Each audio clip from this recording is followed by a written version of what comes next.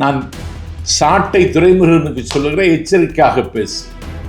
என்னை காயப்படுத்துவதிலே உனக்கு மகிழ்ச்சி கிடைக்குமானால் அந்த மகிழ்ச்சி உனக்கு நிலைக்காது. சாட்டை துரைமுருகனுக்கு சொல்லுகிறேன், உன்னுடைய வீட்டுக்குள் சீமான் நுழையாமல் பார்த்துக்கொள். அடுத்து கொஸ்டின் நம்பர் 1. விஜய் அண்ணாவை கரூர் ஸ்டாம்பை வச்சு மட்டுமே எல்லாருமே அண்ணாவை பற்றி தப்பாக பேசுகிறாங்க. லைக் அவருக்கு ஆளும் திறமை இல்லை, அவருக்கு அரசியல் தெரியல அப்படின்னு சொல்கிறாங்க. ஸோ உங்கள் பாயிண்ட் ஆஃப் வியூவில் விஜய் அண்ணாவோட ஆளுமையை பற்றி ஒரு 3 பாயிண்ட் சொல்லுங்கள் ப்ளீஸ். இமைப்பில நயனம் என்றான் கம்பர். அப்படி ஒரு லட்சுமணன் செங்கோட்டையன் கேட்டீங்களா? அவர் இன்னைக்கு தாவேகாவுக்கு வந்திருக்கிறார். தாவேகாவுக்கு இது ஒரு பெரிய பலம். இந்த கட்சியினுடைய கட்டமைப்பு, இன்ஃப்ராஸ்ட்ரக்சர், அதையெல்லாம் அவர் உருவாக்குவார். அவரை இன்னைக்கு 28 பேர் கொண்ட நிர்வாக குழுவின் ஒருங்கிணைப்பாளர் என்கிற உயர்ந்த இடத்துல தலைவர் விஜய் வைத்திருக்கிறாருன்னா அவருடைய அனுபவத்தை மதித்து இந்த பொறுப்பை கொடுத்திருக்கார். அதனால செங்கோட்டையன் தாவேகாவுக்கு புதிய பலம். This video is sponsored by Fast Track, celebrating 25 years of excellence. Download your Fast Track app now. Fubu, the OG bubble tea. Cresco Cars, leading dealers of Maruti Suzuki. RR Collections, elegance in every thread. Top 4 call drivers, day or night, we drive for you.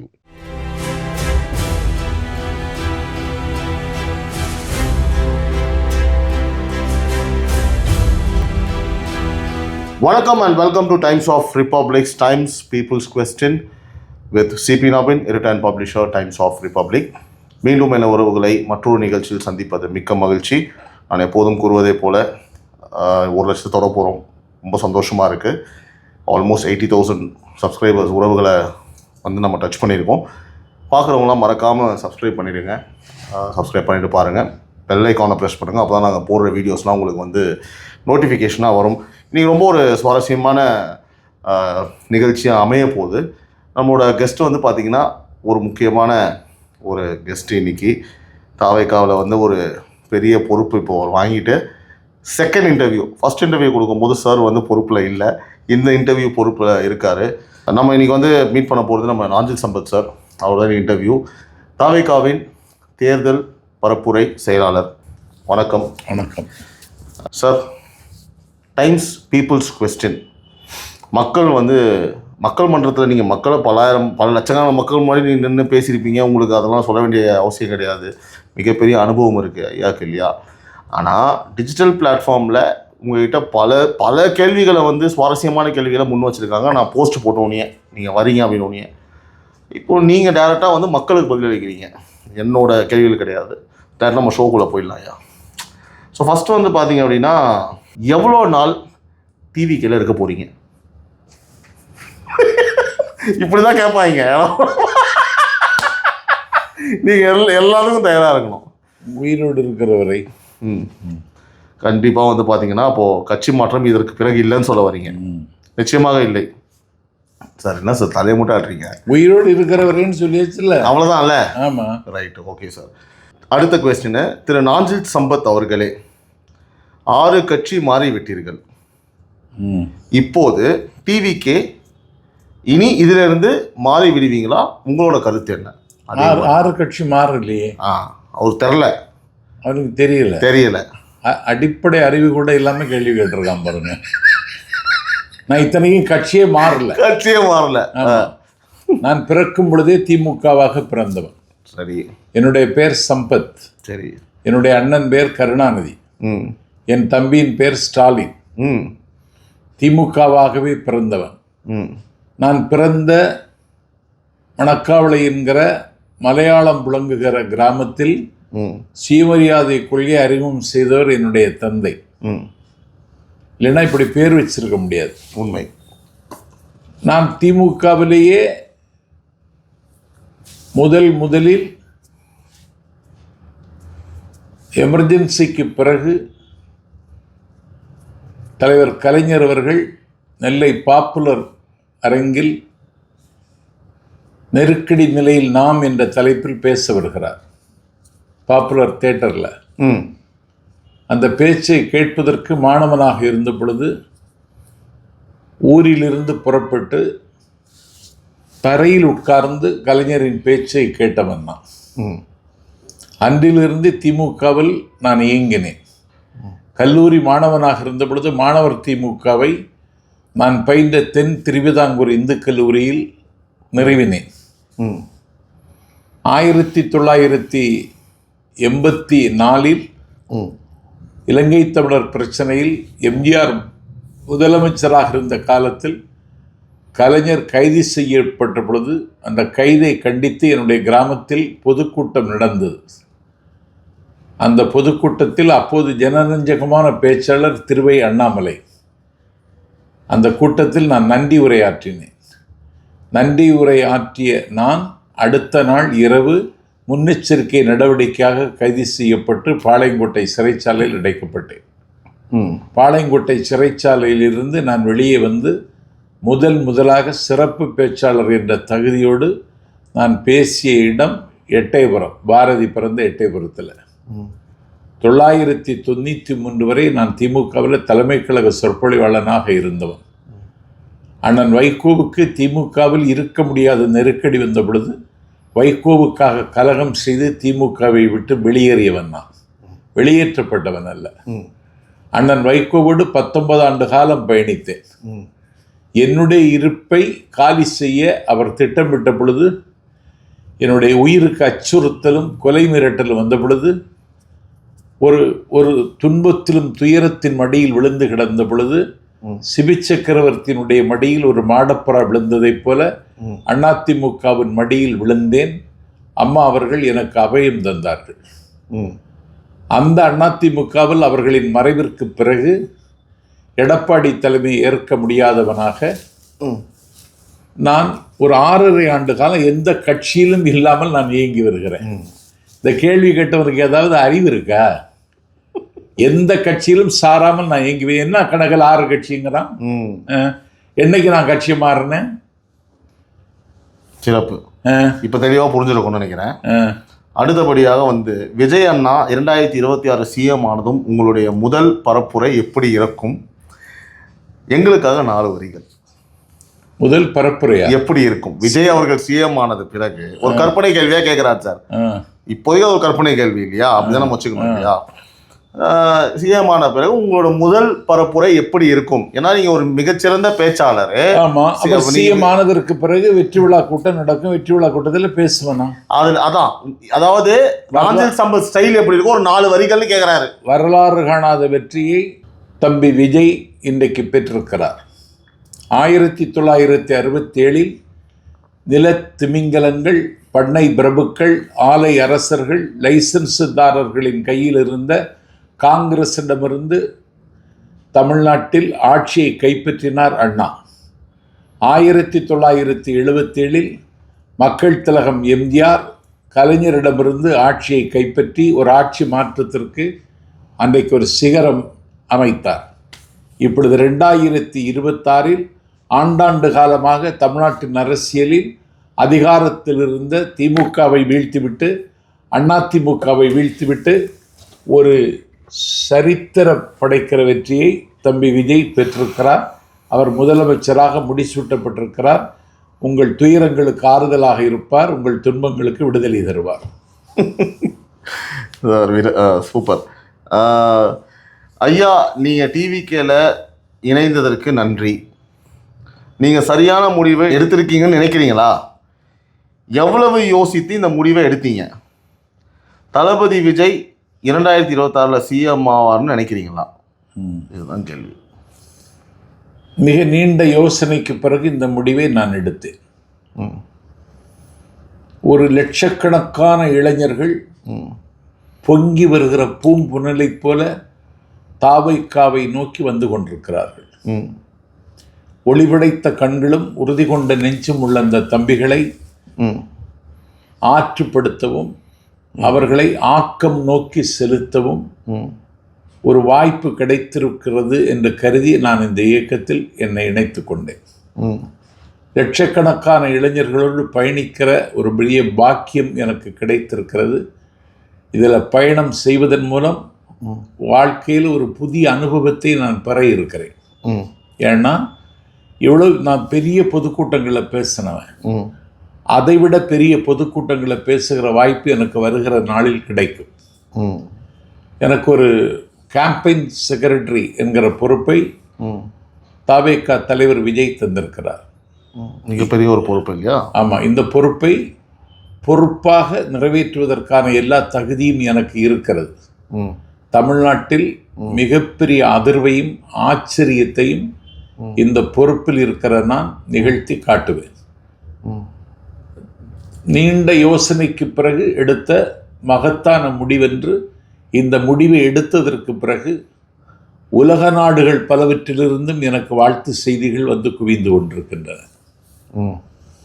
அதனால் இந்த இயக்கத்தில் இணைந்ததும் தம்பி விஜய் தலைமையை ஏற்று கடமையாற்றுவதற்கு அவர் என்னை பணித்ததும் என்னுடைய வாழ்வின் தித்திப்பான தருணங்கள். First of all welcome to TVK ஐயா. This was a great channel. Okay, இது நம்மளை பற்றி பேசுகிறாங்க.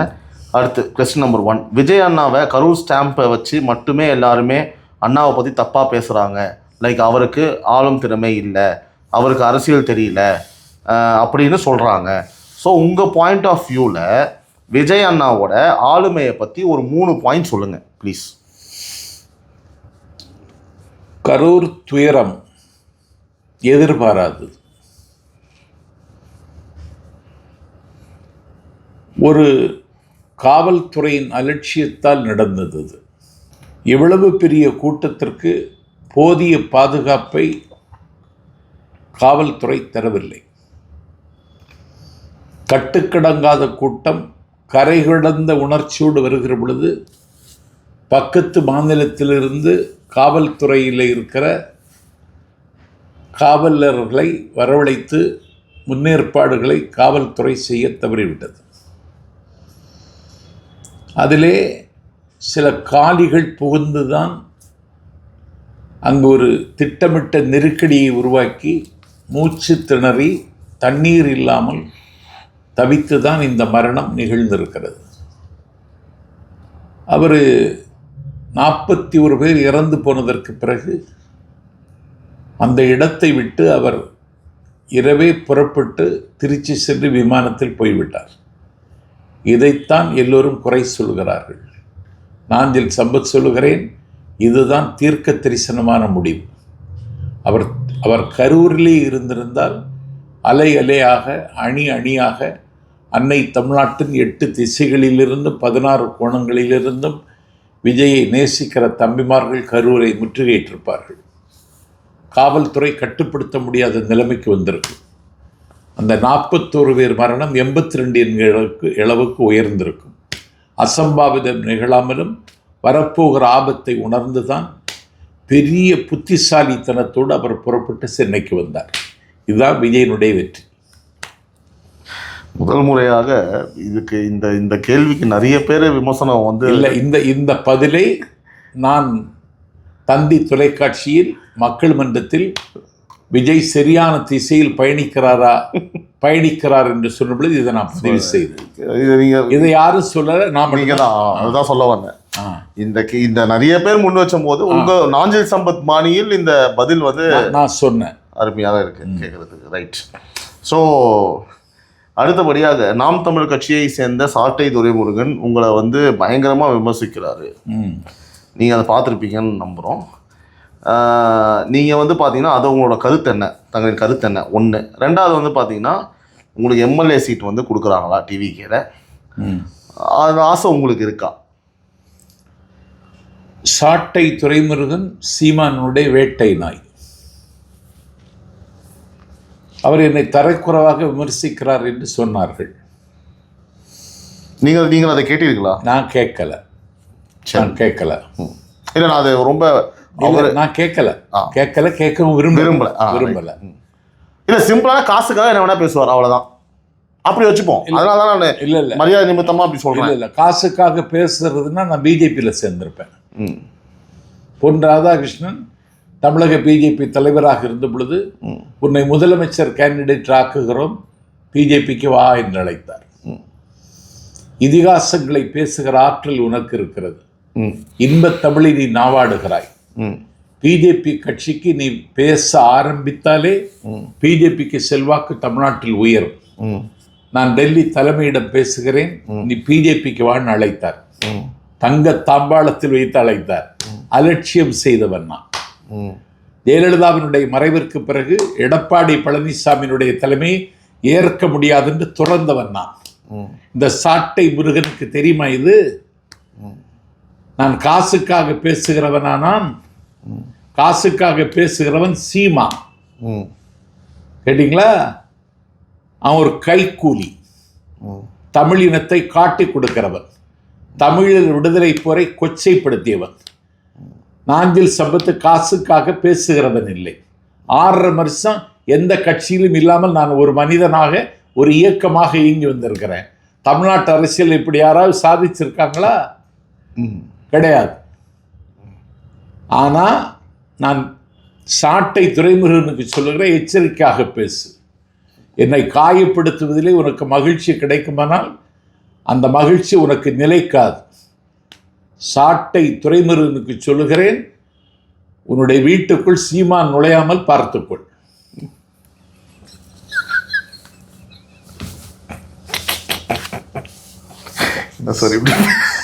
சட்டமன்ற உறுப்பினர் ஆக வேண்டும் என்று எனக்கு நோக்கம் இல்லை. அண்ணன் வைகோவின் தலைமையில் பணியாற்றிய பொழுது சேப்பாக்கம் தொகுதியில் கலைஞரை எதிர்த்து நிற்க சொன்னார், முடியாதென்றே. அப்படி என்றால் 1000 வழக்கில் ஸ்டாலினை எதிர்த்து நிற்க சொன்னார், முடியாதென்றே. அப்படி என்றால் புரசைவாக்கத்தில் ரங்கநாதனை எதிர்த்து நிற்க சொன்னார், முடியாதென்றே. எந்த தொகுதியிலும் வேட்பாளராக நிற்பதாக திட்டமில்லை. அப்படி ஒரு அரசியலை நான் செய்ய விரும்பவில்லை என்றேன். நான் பாடைக்கு போகிறவரை மேடையில் இருக்க வேண்டும் என்று விரும்புகிறேன். உரையாற்றி கொண்டிருக்கிற பொழுதே உயிர் போக வேண்டும் என்று ஆசைப்படுகிறேன். மூச்சு எனக்கு பேச்சு தொழில், இமைப்பொழுதும் சோராதிருத்தல், அப்படி இயங்குகிறவன் நான். என்ன போய் ஒரு சின்ன சிமிழுக்குள் அடைக்க எம்எல்ஏ என்பது சின்ன சிமிழு. தமிழ்நாட்டில் நேற்றுக்கு எம்எல்ஏ இருந்தவன் இன்றைக்கு தமிழ்நாட்டில் இவனுக்காக ஞாபகம் இருக்கிறதா? போன மந்திரி சபையில் இருந்த மந்திரி இன்னைக்கு ஞாபகம் இருக்கிறதா? போன திருநெல்வேலி தொகுதியில் நாடாளுமன்ற உறுப்பினராக இருந்தவர் இன்னைக்கு யார் நாடாளுமன்ற உறுப்பினர் கேட்டால் சொல்லுவாங்களா? நாஞ்சில் சம்பத் 40 ஆண்டு காலம் தமிழ்நாட்டில் ஒரு மார்க்கண்டேயனை போல இன்றைக்கும் பேசப்படுகிற இடத்துல இருக்கிறேன். நான் விரும்பலை எம்எல்ஏ பதவியை. அடுத்த கொஸ்டின் சார், உங்களை பற்றி தற்போதைய விமர்சனங்களை எப்படி பார்க்கிறீர்கள்? இரண்டாவது கேள்வி, பழைய சம்பத்துக்கும் தற்போதைய சம்பத்துக்கும் என்ன வித்தியாசம்? இப்போது வருகிற விமர்சனங்களை எப்படி பார்க்கிறீர்கள் என்றால், அவனிடத்திலும் நான் போய் சேர்ந்திருக்கிறேன், விமர்சிக்கிறவனிடத்திலும் நான் போய் சேர்ந்திருக்கிறேன். ஏன்னா நீல திரையிடலோரம் நித்தம் சபம் தபம் செய்யும் குமரி எல்லையின் எல்லையில் மலையாளமும் தமிழும் கலந்த மணிப்பரவாள நடை பேசுகிற ஒரு சின்னஞ்சிறிய கிராமத்தில் பிறந்த நாஞ்சில் சம்பத் தமிழ்நாட்டில் தமிழின் சிகரங்களை தொட்ட சொற்பொழிவாளர் வரிசையில் முதல் இடத்துல நான் இருக்கேன். கேட்டீங்களா? எனக்கு காம்படிட்டிவாக தமிழ்நாட்டில் ஒரு சொற்பொழிவாளர் இல்லை என்கிற பெயரை என்னுடைய அயராத உழைப்பால், வாசிப்பால், பயணத்தால் நிலைநிறுத்தி இருக்கிறேன். அதனால இந்த நாஞ்சில் சம்பத் என்னை விமர்சிக்கிறவனுடைய இடத்திலும் அவனிடத்திலும் நான் போய் சேர்ந்திருக்கிறேன் என்பது எனக்கு மகிழ்ச்சிக்குரிய செய்தி. பழைய சம்பத்தும் புதிய சம்பத்திற்கும் என்ன வித்தியாசம் என்று கேட்டால், பழைய சம்பத் ஒரு கோலதிர கொற்ற தவிசதிர குடை அதிர உரை முழக்கம் செய்தவன்.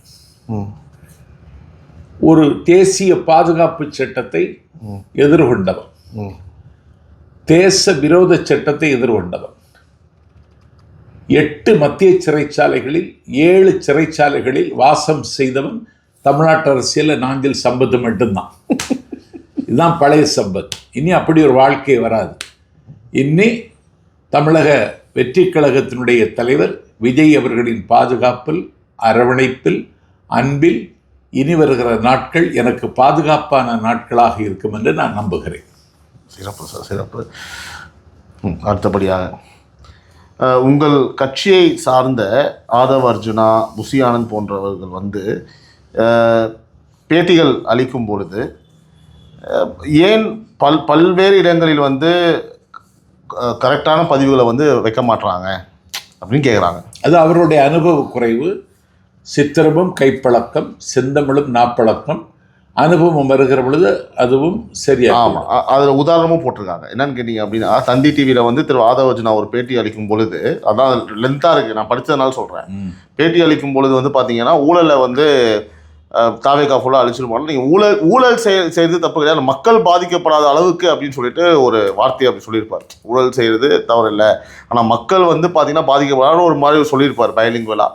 அது போன்ற வார்த்தைகளும், அதே மாதிரி எங்கள் தலைவர் வந்து உங்களுக்கு இன்டைரக்டாக சப்போர்ட் பண்ணார், டிஎம்கேக்கு சைக்கிள் ஓட்டி வந்ததுன்னு சொல்லிட்டு ஒரு மேலையில் வந்து பேசிட்டார். விஜய் அவர்கள் ஓட்டு போது சைக்கிளில் போகும்போது அந்த கட்சி அந்த சைக்கிள் அந்த கலரில் இருந்தது போல இருக்குது. அது ஒரு இடத்துல வந்து சொல்லிட்டாரு. டாஸ்மார்க்கை நீங்கள் ஒழிப்பீங்களா மாட்டீங்களான்னு கேட்கும்போது என்ன பண்ணுறாரு அப்படின்னா வந்து, டாஸ்மார்க்கை ஒழிக்கிறத தாண்டி அது அரசாங்கத்திட்ட இருக்கக்கூடாது அப்படின்னு சொல்லிட்டாரு. அப்போ ப்ரைவேட்டாக வைப்பீங்களான்ற ஒரு கேள்வி வருது. இந்த மாதிரி பல்வேறு விஷயங்களை அனுபவ குறைவு. மதுவிலக்கை குறித்து தலைவர் விஜய் என்ன முடிவெடுக்க போகிறார் என்பது தேர்தல் அறிக்கையில் தான் தெரியும். அதற்கு முன்பாக அது குறித்து கருத்து சொல்ல வேண்டிய தேவையில்லைன்னு நான் நினைக்கிறேன். இது அனுபவமின்மை காரணமாக வர்ற சறுக்கல் தானே தவிர அதை குறையாக பார்க்கக்கூடாது. அது போக போக நீங்கள் அப்போ சரியாயிடும் அப்படின்னு சொல்றீங்க.